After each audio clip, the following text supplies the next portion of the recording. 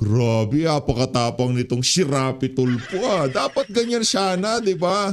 Ganyan sana pinakita mo doon sa hearing ng Blue Ribbon Committee kaugnay sa mga maanomalyang flood control project. Galit na galit itong si Rapi Tulfo. Diyan sa online gambling. Tama naman magalit siya dyan. Pero dito ho natin makikita na pinipili lang ho nitong si Rapi Tulfo ang kinagagalitan niya. At dito rin ho sa video na to, pag-usapan ho natin itong si Norman Gusgusin. Pambira o. Ano bang nangyari dito sa mama na to? Di ba? Ano na kumbaga, ang dami mo nang naloko, ang dami mo nang nabola Nabisto ka na, tapos gumawa ka pa ng kabalbalan. Nakikipag-away ka pa sa social media. At kung ano-ano pang kabalbalan ginagawa mo. Di ba anong panahon ng pandemic, ang daming nabola ng mama na yan. Di ba ang dami niyang napapaniwala na pilantropo siya. Nagkalitaw-litaw, di umano scammer siya, sabi ng mga kaaway niya sa social media. Ngayon mga kababayan, pagkatapos niya na-catch ang attention ng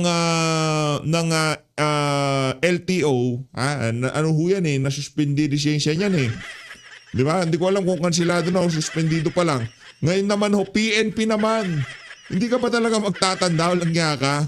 Ikaw na lang ang laman ng social media ngayong mga panahon na to. Ano ba to? Norman Mangusin. Walang niya ka. Norman Mangusin. Kapatid wata ni Marcos Jr. to, sabi niya Di umano kapatid niya Francis Leo Marcos daw siya Kung sakaling kapatid to ni Marcos Jr., di tayo magtataka dyan. Di ba? Magkakulay naman Kulay atay. Lagot sa PNP. Ganyan mga caption. Di ba? DCRH. Di ba? Ganyan mag-caption. Norman Mangusin aka Francis Leo Marcos. Marcos yan. Ako naniniwala ako na Marcos yan Mga Marcos wala talaga sa hulog.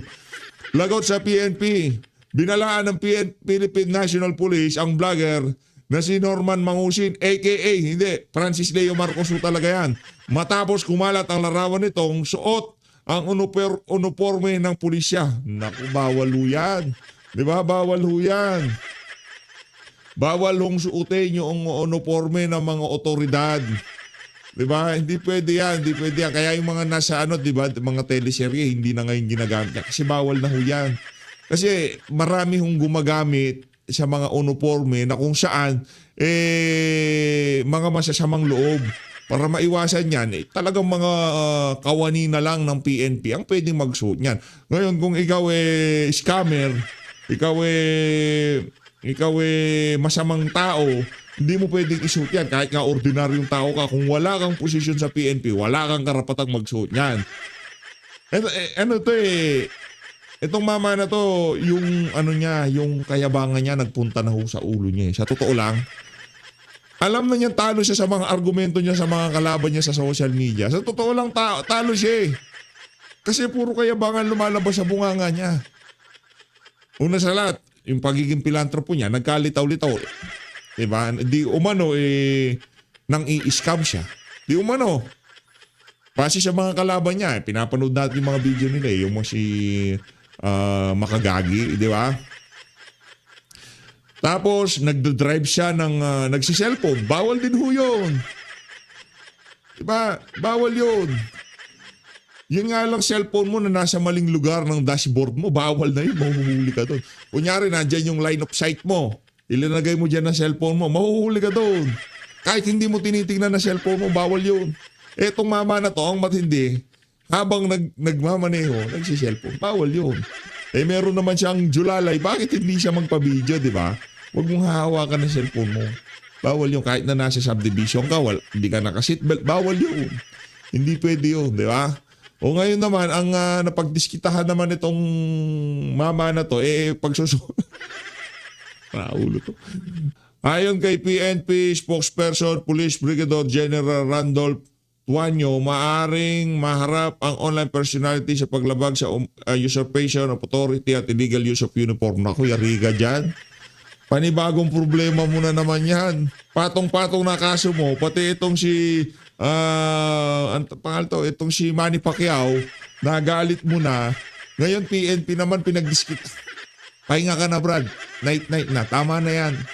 Naknanto ka. Wala ka nang maluloko sa social media.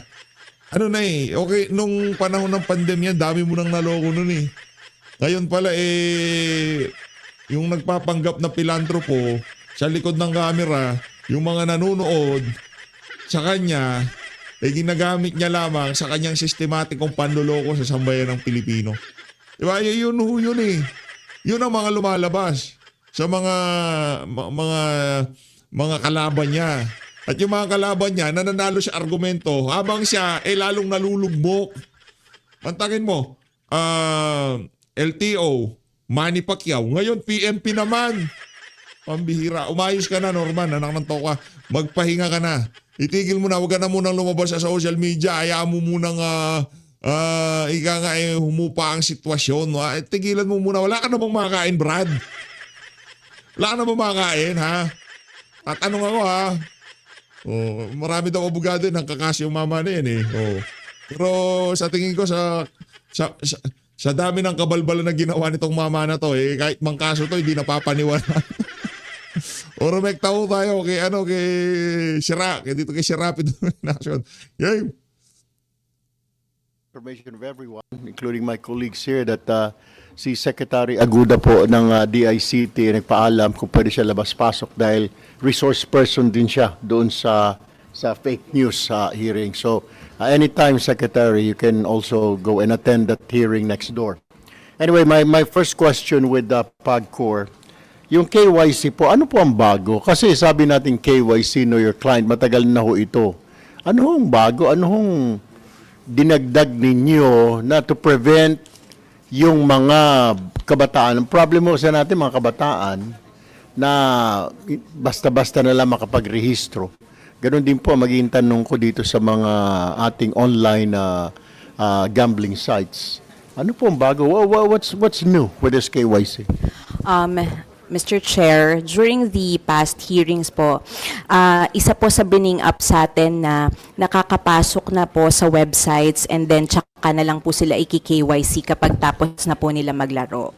Ngayon po, hinihigpitan po natin na bago pa lamang po sila makapag-deposit ay makapag-present na po sila ng mga initial KYC requirements po nila. Sama po ba dyan yung picture nila, yung real time, kung sino yung tao na yun? Kasi karamihan, naghihiram lang po dati ng ID. Ngayon, real time po ba makikita ng company, ng gambling site na kung sino yung naglalaro na yun? Kasama po doon sa KYC requirements po yung name, contact number, valid government ID, and po yung selfie nila with ID po. My next question is, yung advertisement, wala na nga po sa mga billboard, pero may nakikita po tayo sa mga internet. Okay. Paano ho ito? Ano hong ginagawa natin ngayon para mawala po ito? Kasi nasa social media na po halos karamihan ng tao. Wala naman po nanonood masyado sa TV na and radio. Nasa social media na lang. Ano hong ginagawang bago ngayon ng PAGCOR? For the legal online gaming operators po natin, we are in the process of finalizing po the implementing rules and regulations for gambling advertisements with the ASC. So kasama na po dito yung mga social media and other digital platforms. So pending review na lang po ito, so we will also be looking at these advertisements. For the illegal naman po na advertisements, we are also monitoring those po, and we are reporting these to the CICC and the NTC for blocking din po, and we also write the platforms na nagpapalabas po nitong advertisements na ito para po hindi na po nila patuloy na gamitin yung mga pangalan po nila sa advertisements. Okay, my last question before I turn over the questioning to my colleague, Senator Rafi. Yung nabanggit po ninyo sa prime time lang pwede sa radio and TV mag-advertise itong mga online gambling sites po natin. Di po ba? Prime time lang. Hindi po pwede. Oh, okay. Your Honor. Alright. Sa prime time po, bawal na po na mag-advertise. Yeah, that's what I'm saying. Bawal nga. Opo. Pero pwede ba masking hindi prime time, yung mga dead hours, yung mga bandang alas 10, alas 11, then sa hapon alas 2, alas 3? Pinag-aaralan ba ninyo ito na kung pwede totally wala na muna? Your Honor, sa pangkasalukuyan po, yun ang pinag-uusapan namin ng ASC, ng Ad Standards Council. Kaya lang po, ang pakiusap po naman ng radio at TV dun sa slots na patay nga, baka naman pwede daw mapagbigyan naman sila sapagkat doon naman po ay kumbaga yung advertising revenue ang kanilang pinakikiusap. Pero sa amin po ay talagang kung maaaring wala na, ay talagang gusto yun ang aming ipatupad. So, sa pangkasalukuyan po, Mr. Chairman, ang Ad Standards Council po at ang PAGCOR ay yun po ang pinag-aaralan talaga. Ang natitiyak ko lang po, doon sa prime time na 5:30 to 8:30, talagang wala na pong advertisement yan. Pero doon sa katanungan nyo, yes, ang kasagutan, pinag-aaralan po namin kung pwedeng total ban na maghapon ang advertising ng mga nauukol sa sugal. All right, thank you, Chairman Tenko. Now, let me turn over the floor to Senator Rafi for his questions. Thank you, Mr. Chair. PNP, CICC, NBI, meron man taga-PAOK dito? Okay. Kilala nyo ba kung sino ang player ng isabong sa Region 3 and 4A? Nako. Do you know? Mr. Chair, for the part of the CICC, we don't know the personalities. You don't know? We only deal with the online content. The owner, the operator, you don't know. We don't know, Mr. Chair. Okay, PNP? For information, sir. With a budget of 1.3 billion yan, ha? Yes, sir. So, kilala nyo, hindi? Yes or no lang? Yes or no lang po, please. The online website, sir, is hosted outside, abroad, as No, yung during our- pinakita ko kanina live. Kilala mo ba, Region 3 and 4A yun? looking on that, sir. You're looking into that. Yes, sir. At meron kang 1.3 billion budget sa Intel funds. Okay. How about NBI? Thank you, Your Honor. I was able to talk to my colleague from the Organized and Transnational Crimes Division of the NBI. Apparently, we don't have any information about Okay. Pampanga, but Bulacan we have. Bulacan, you have. And who is the owner, operator of the isabong in Bulacan? Are we allowed to mention the name now? Why not? Considering that we are actually having an active application for search warrant in Bulacan. So if we may be allowed not to disclose the name because, in fact, 2 right. weeks ago, we applied for a search warrant. You should have And- done that last year because this has been operating since last year. But anyway, sige. PAOK, PAOK, meron? With the indulgence of Senator Rafi, siguro yung mga mentioning ng names ng kung sino mga operator nito, probably we can have an executive session. I'm going to mention the name. Right after, asking these Kasi resource baka persons. sinasabi nila nag-apply sila ng search warrant, baka mabulabog. I don't think so. How about yung sa Cordillera Autonomous Region? Ulitin kong tanong sa PNP, kilala niyo yung operator dito? Ng isabong? Sir, Yes or no lang po? I will check with our Check. intern. CICC, kilala niyo po?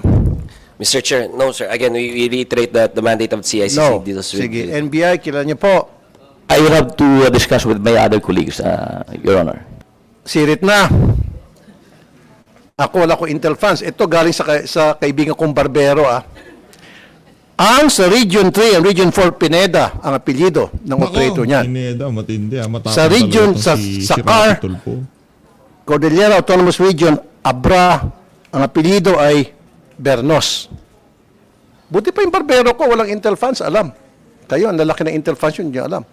Kaya siguro hindi nyo mahuli-huli dahil doon sa mga pangalang malalaki. Kanina, Senator Win Gatchalian did mention about a site that was temporarily shut down because they received information that we're going to have a hearing sa Games and Amusement. Yun ay pipitsugin. Yun sinasabi kong guerrilla. Kasi takot eh. Pero itong dalawa, even while we speak, tuloy-tuloy pa rin yung kanilang live feed ng isabong. Itong kay Bernos at sa Pineda. Hindi nyo kayang hulihin dahil they're very powerful. Tama ba ako, PNP, o tama ako talaga? Hindi nyo kaya si Pineda. Hindi nyo kaya si Bernos.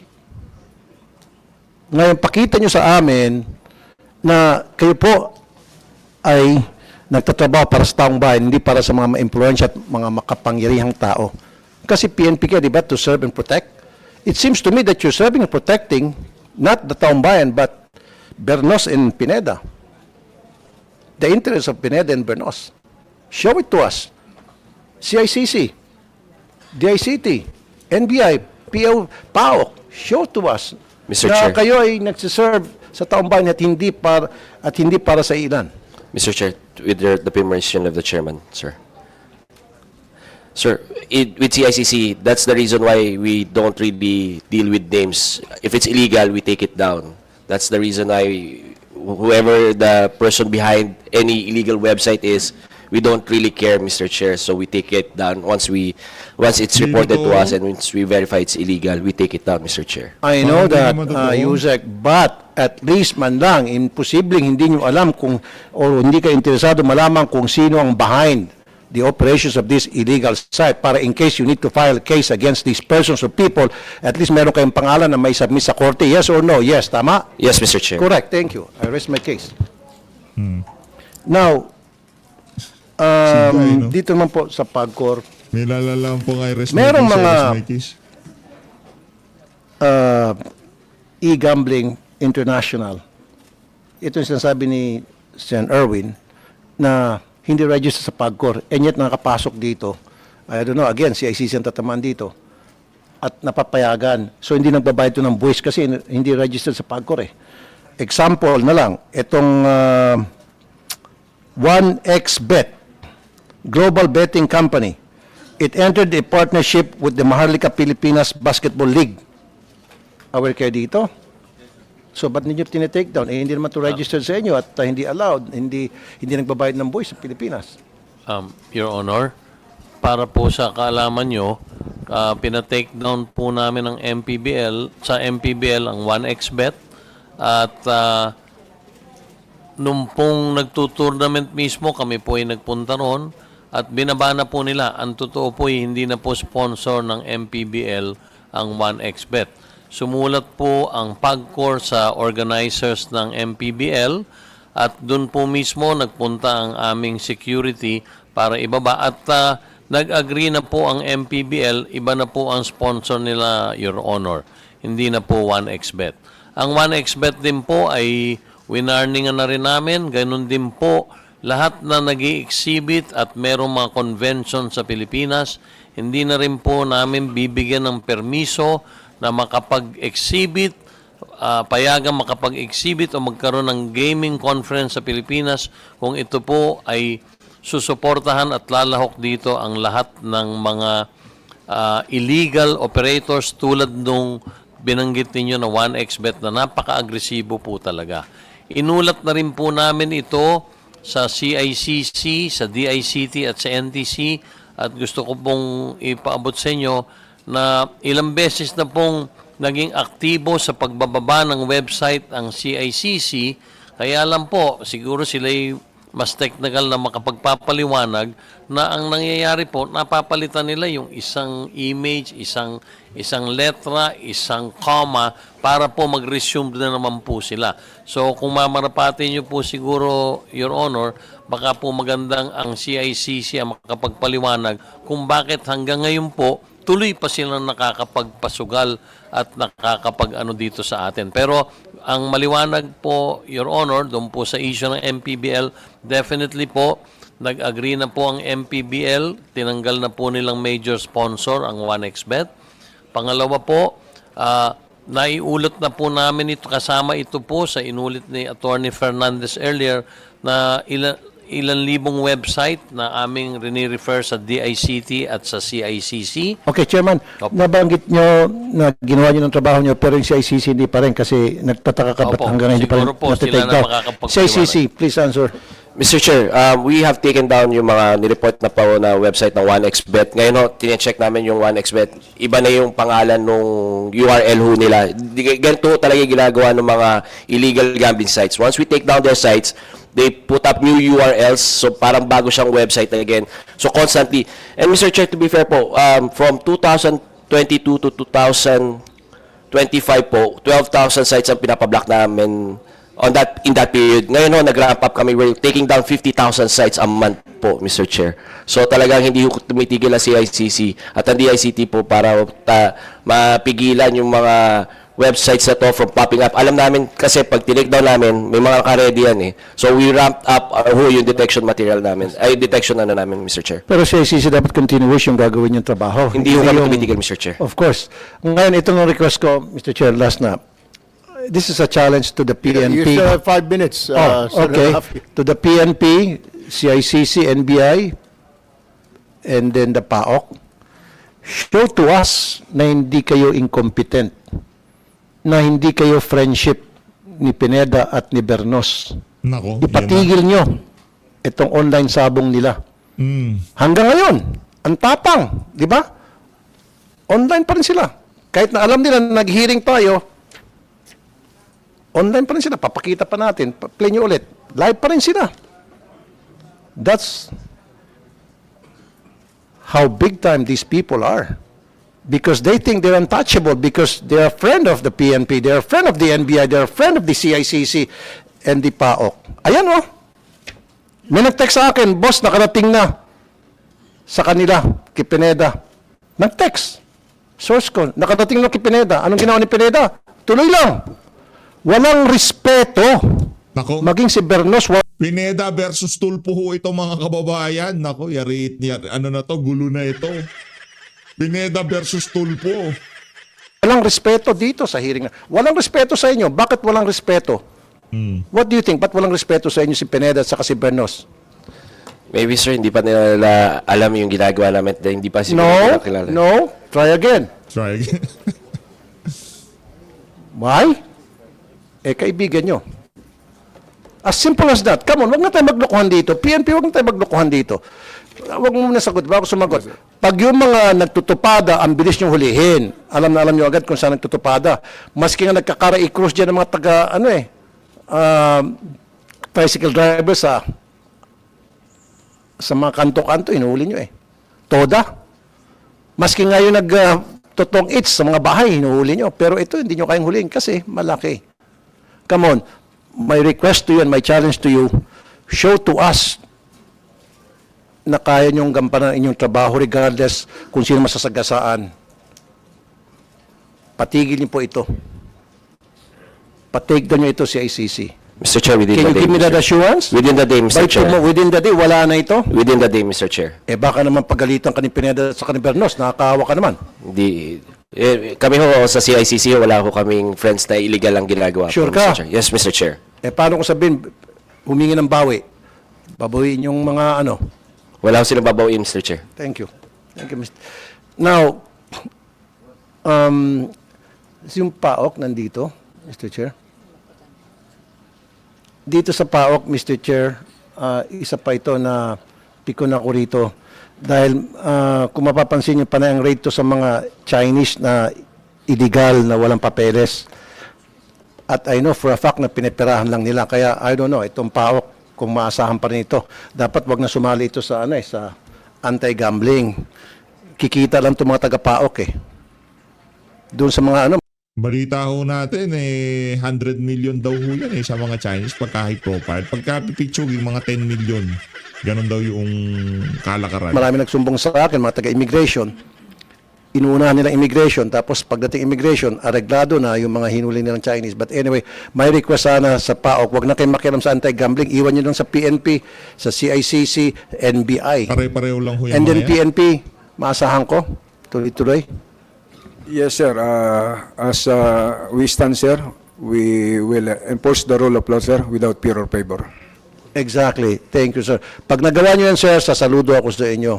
Pupurihin ko kayo palagi dito sa hearing, maging sa iba ko pang mga social media platform. Pupurihin kita, totoo yan. Pag wala na yan tomorrow, pero pag nandiyan pa yan tomorrow, sorry ha, makakatikim ka ng mga masasakit na salita from me, Wow. CICC Special. Ano yan, Tulpo style of leadership. Makakatikim ka ng mga masasakit. Because you did promise a while ago, right? Bira, Tulpo. That's all, Mr. Chair. Thank you very much. Thank you, Senator Rafi. Next. Ang tanong ko lamang po sa CICC before I turn over the floor to Sen Gatchalian. Hindi ba kayang gawin? I mean, what are you guys doing at this very moment, yung inyong mga tao? Maring hindi kayo, pero yung mga tao niyo sa opisina niyo, hindi po kayang i-take down yan? Mr. Chair, that's what we do. We take it down. Once it gets reported to us, once we verify, tinitake down po kaagad namin. Parang 45 minutes na namin sinabi, nag-umpisa tayo, kanina tayo nag-umpisa, anong oras na? So, Hindi let pa rin me na-take walk down. through, Mr. Chair, if we can be allowed to walk you through the process po, Mr. Chair. Go ahead. So, the CICC provides the legal cover for the NTC to have these sites taken down. So, kami tatawagan namin or i-forward namin kay NTC. Si NTC po, i-forward sa mga telcos yan. Yung mga telcos, doon medyo matagal yung mga blocking nila kasi individually, i-input nila doon sa mga system nila yan. Like what Attorney Jessa was mentioning earlier, it takes about around 5 days po for blocking. Pero ito, like we promised, talagang kukulitin namin yung telcos para i-take down to, Mr. Chair. Tapos isa pa, sa PAGCOR, yung way forward nila kanina na presentation, gumagamit po sila ng AI power to monitor illegal gambling.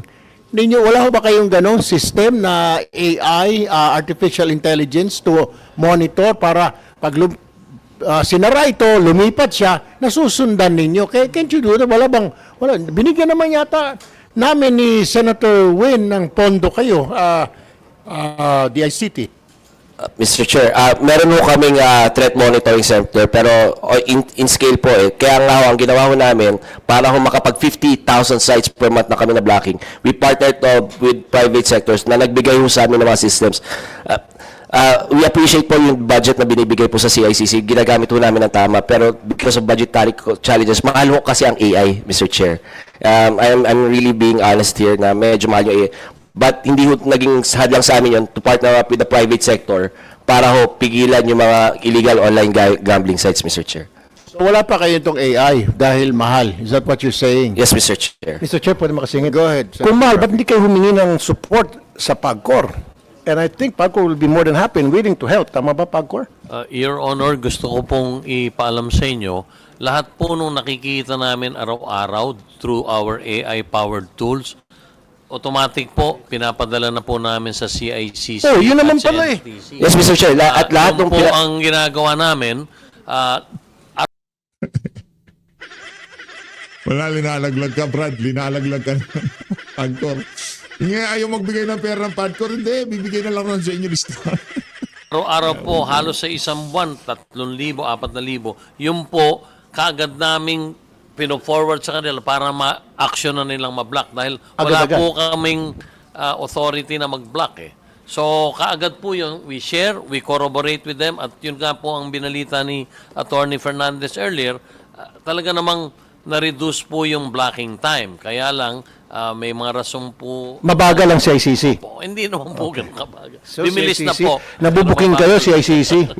Mr. Chair, kung sa amin, mabilis po kami. Once we receive it, within the day, napapasa natin sa NTC. Yusek Paraiso, sandali lang po. I think Secretary Aguda will have to go to the other hearing. Your excuse, Secretary Aguda. Go ahead, continue. Yusek Paraiso. So, pag na-receive po namin yan, within 24 hours, napapa-forward na namin yan sa NTC. Ang medyo nahihirapan po kami with the telco side kasi sila talaga yung nag-shutdown ng mga sites na yan in their own platforms. Kasi ano yan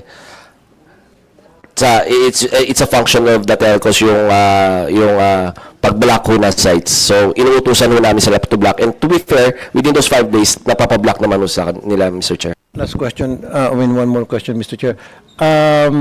Mr. Tenko, ilan na yung naipasa nyo sa CICC using that AI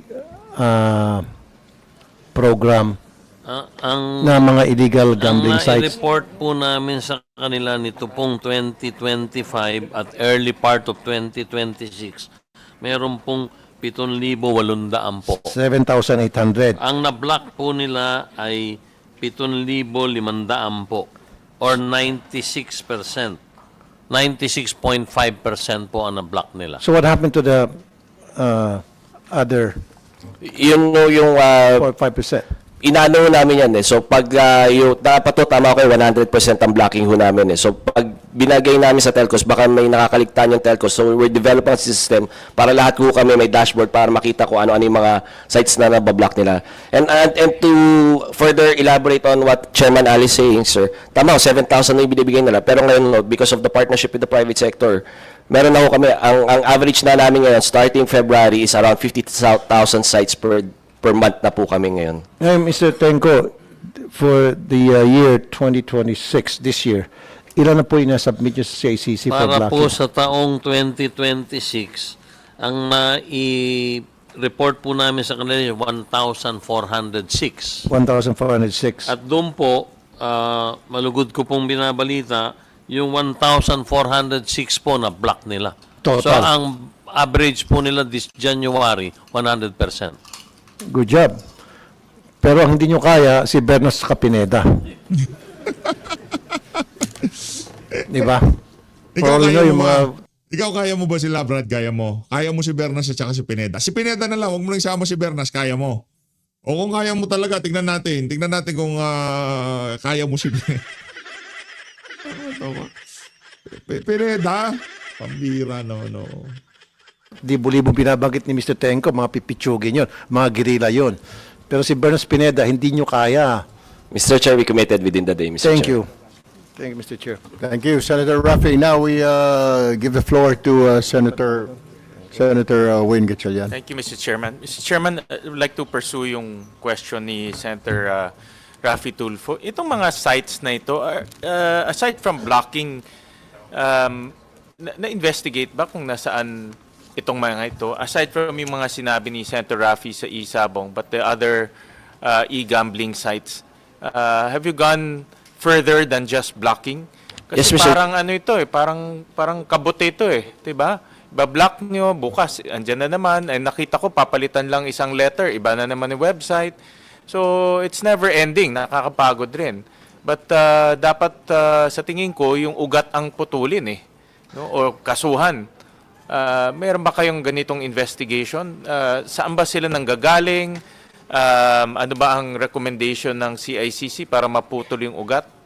Mr. Chair, yes, we investigated to get attribution po, both on saan sila nag-hosting at saan yung main operations po nila. Unfortunately, they're mostly located outside of the country. The hosting is hosted outside the country. That's why we resort to blocking only dahil hindi natin mapa-take down yung mismong website. Classic example po si 1xBet. 1xBet naka-block ho dito sa ating bansa. Pero dahil ho naka-host siya sa ibang bansa at may lisensya sa ibang bansa, hindi natin siya mapapatake doon. Mapapablock lang natin siya within our jurisdiction. Now when it comes to the back office at saka yung mga operations ho nila, these massive illegal online gaming providers are located outside the country as well. We can identify them in Taiwan, nasa China po. So, nagiging problema ho namin yung jurisdictional challenge natin pagdating sa enforcement po, Mr. Chair. Itong mga binlock nyo sa mo, on the average, 50,000. Ilan dito ang na-detect nyo outside of the Philippines? Mga 95% po, Mr. Chair. 96, 97, mga ganun po. So, nasa labas sila. And Nasa is there any international group or transnational group that works together to block all of this or makasuhan sila in their own jurisdiction? Kasi parang, para sa akin, parang transnational crime to, walang borders eh. No? And we cannot keep on blocking these sites kasi kung wala siyang borders, dapat habulin siya doon sa lugar nila. Mr. Chair, that's precisely why we raised this particular issue during the ASEAN Summit dito sa Singapore during Cyber Week po. At ang recommendation ng CICC representing the Philippines is for our allies to come up with universal policies. Tama ho kayo. Not only illegal gambling but all forms of cybercrimes are borderless. But we are restricted in our enforcement dahil bound pa rin tayo ng, like the revised penal code, bound pa rin tayo ng territoriality ho natin. So our laws have to evolve and our cooperation with our allies has to be strengthened, Mr. Chair. What do you suggest in terms of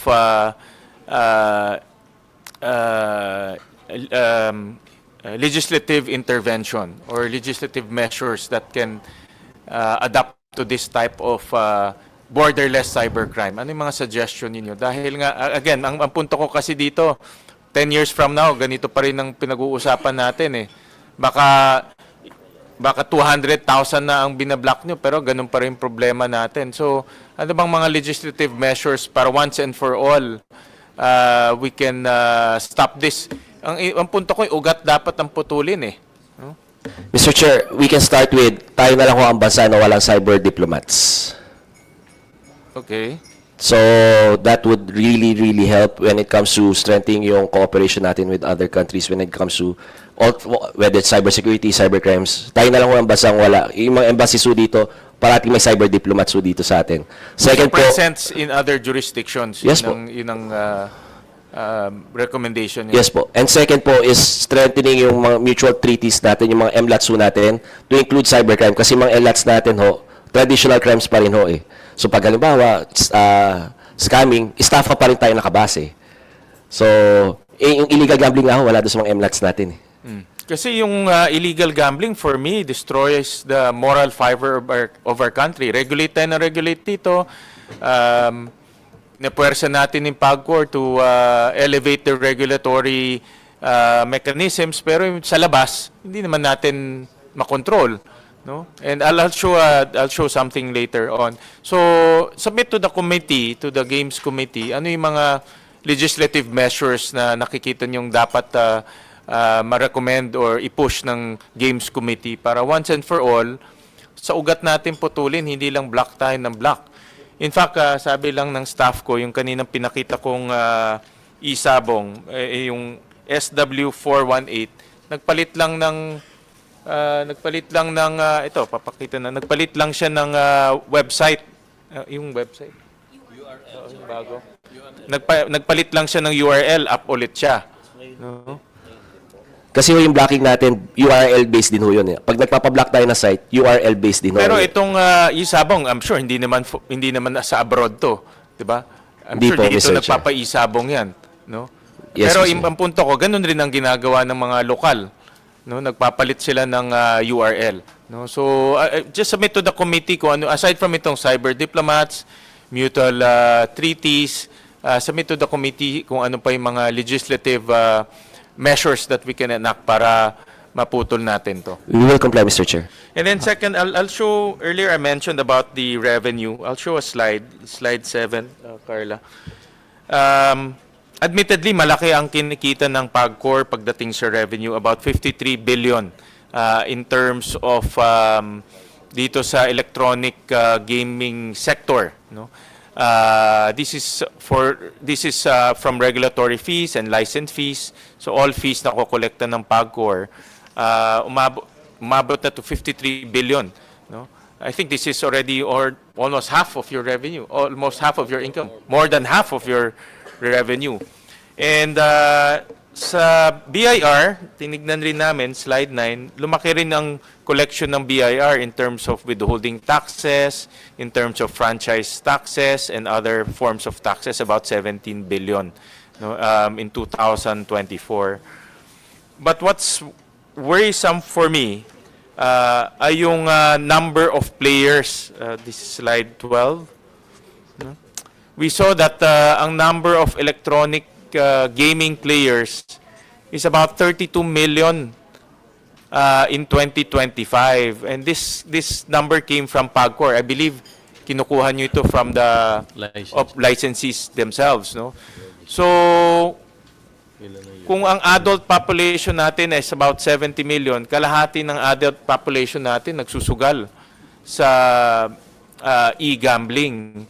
At ito yung worry, ito ang Ayun na nga mga kababayan, dito na una tatapusin ang mga kalokohan nila dyan sa Senado, no, nung e-gambling. Ayusin nyo yung flood control, mga walang niya kayo, trilyon ang nawala doon kung anong pinag-aatupag nyo. Importante din naman yan kasi nalululong dyan yung mga kababayan natin eh. Pag nakakuha sila ng tupad, nakakuha sila ng kung ano-ano, idadalhin nila dyan sa online. Pangit din naman yan. Pero yung pinaka-urgent na problema natin ngayon, wala na akong mas titindi doon sa mga maanomalyang flood control project kasi direct ang kumikita dyan yung mga magnanakaw na congressman at mga nasa Malacanang. Pahal nun natin Pilipinas.